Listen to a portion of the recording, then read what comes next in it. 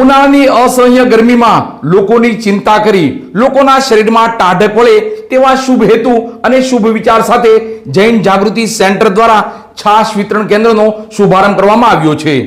આ તકે જૈન જાગૃતિ સેન્ટરના તમામ સભ્યો પરિવાર સહિત ઉપસ્થિત રહ્યા હતા। તો લોકો પણ મોટી સંખ્યામાં આ છાશ વિતરણ કેન્દ્રનો લાભ લઈ રહ્યા છે।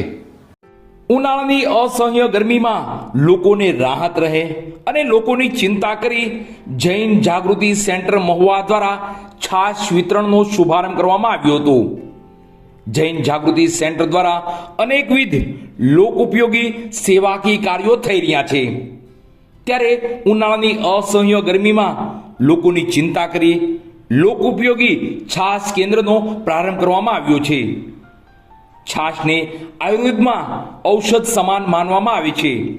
તે હલકી અને પાચનમાં સરળ હોય, જઠરાગ્નિ વધારવામાં મદદ કરે છે અને સાથે જ ગેસ એસિડિટી દૂર કરે છે અને ખાસ કરીને વાત તથા કફ દોષને શાંત રાખે છે અને છાશ ઉનાળામાં શરીરને ઠંડક આપે છે, સાથે જ આંતરડાની સફાઈ પણ કરે છે।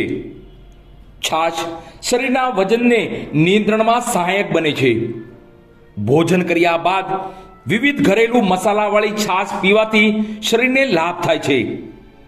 આયુર્વેદમાં ઉલ્લેખ છે કે રાત્રિના સમયે અને ખૂબ જ ખાટી છાશ પીવાનું ટાળવું જોઈએ।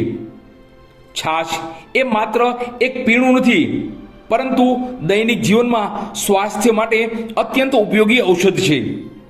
ત્યારે લોકોને અને તેમના શરીરને આવા લાભો મળી રહે અને આવી ઉનાળાની અસહ્ય ગરમીમાં લોકોના શરીરનું પાણી ન ઘટે, લોકોના શરીરમાં ટાઢક વળે તેવા શુભ વિચાર સાથે જૈન જાગૃતિ સેન્ટર દ્વારા આ શુભ કાર્ય કરાઈ રહ્યું છે। જૈન જાગૃતિ સેન્ટર સેન્ટ્રલ બોર્ડ ચેરિટેબલ ટ્રસ્ટના સહયોગથી તપતી ગરમીમાં જ્યારે પ્રકૃતિ પણ શાંતિ શોધે છે, ત્યારે જેજેસી પરિવાર દ્વારા જે છાશ વિતરણ શરૂ કરાયું છે તે જાણે શીતળતાનો પવિત્ર પ્રવાહ બનીને વહે છે।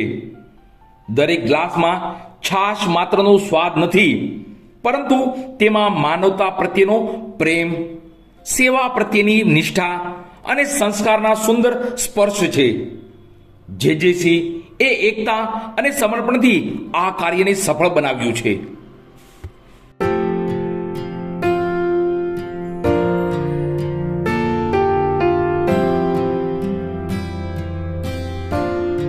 પ્રણામ। જૈન જાગૃતિ સેન્ટર મહુવા આજથી છાશ કેન્દ્ર શરૂ કરી રહી છે। ઉનાળાના ભર તડકામાં તમને શાંતિને ઠંડક આપે એ માટે આજથી છાશ વિતરણનો આરંભ કરેલ છે। અહીંયાના આપણા પ્રમુખ બધા સાથે મળીને સૌ આ છાશ કેન્દ્રમાં જોડાણા છે।